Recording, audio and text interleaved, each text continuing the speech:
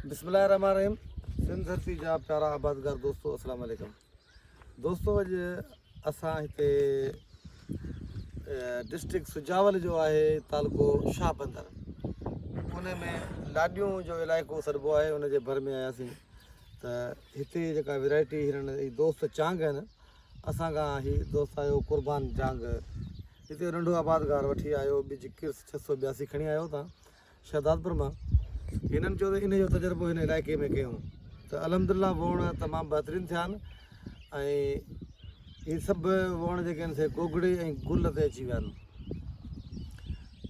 गोगड़ा जाम ठहिणु शुरू थी विया आहिनि, गुल जो मतिलबु तेज़ी सां जारी आहे। पर बदकिस्मती आहे त हीअ इलाइक़ा जेके आहिनि उहे कोस्टल एरिया यानी सामुंडी इलाइक़ा आहिनि, त उते हवा तमामु घणी लॻे थी ऐं घिम बि जाम थिए थी। पर वॾो जेको इशू मेन आहे उहो इहो त हिते पाणी जी शदीद खोट आहे। पहिरीं दफ़ो पाणी हुयो जॾहिं वण काहे विया, ऐं ज़मीनूं बि कोई एॾियूं के सुठियूं कोन्हे जेके पंहिंजूं डिस्ट्रिक्ट सां गॾु शहदादपुर ॾे हाला या ॿियूं आहिनि। हिते थोरियूं कलराठियूं ज़मीनूं आहिनि, उनजे बावजूदि वण तमामु भलो थियो आहे, कोथो किथे कोन्हे को। ऐं गोगड़ा बि करे विया आहिनि, गुलनि जो अमल बि जारी आहे। त ऐं हिन वक़्तु जेका पोज़ीशन आहे त हिते थ्रिप्स आहे, जेको अर्ली में थ्रिप्स लॻो उहो थ्रिप्स न आहे, पर जेको असल में थ्रिप्स लॻंदो आहे मई या अप्रैल जे एंड में वञी, उहो थ्रिप्स जा दाणा दाणा सिम्टम्स या साइमल या थोरा घणा आहिनि। शेडिंग हिते ज़ीरो आहे, छो जो कोस्टल एरिया जे करे थधिकार घणी आहे।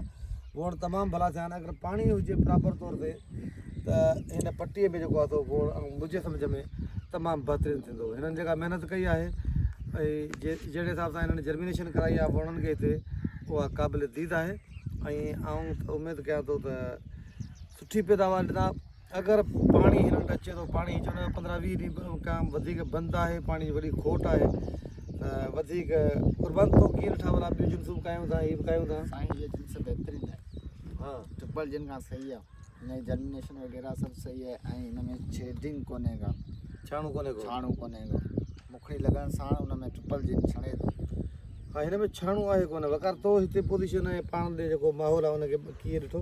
साईं हिते त माना पाण ॾिसण जा ईअं सम्झो त का दुका वण कहनि पिया, हा, हिते त हाणे फुटी अचण वारी आहे। हिननि दोस्तनि जी महिनत खे माना सारा जोॻो अमल आहे। पाणी हिननि ॾे आहे कोन, कदु कोन कराए सघिया नी। किर्स खे जेतिरो कदु कराइबो ओतिरो फल मिलंदो। हा, अञा त टाइम आहे, पूरा कंदो त पाणी अची वेंदो त पोइ 15 मई ते साईं, 15 मई माना वॾो टाइम थी वियो। 15 मई ते पाणी ईंदो। हिननि ते कुआर कॾहिं ईंदो त ख़ुदा खे ख़बर।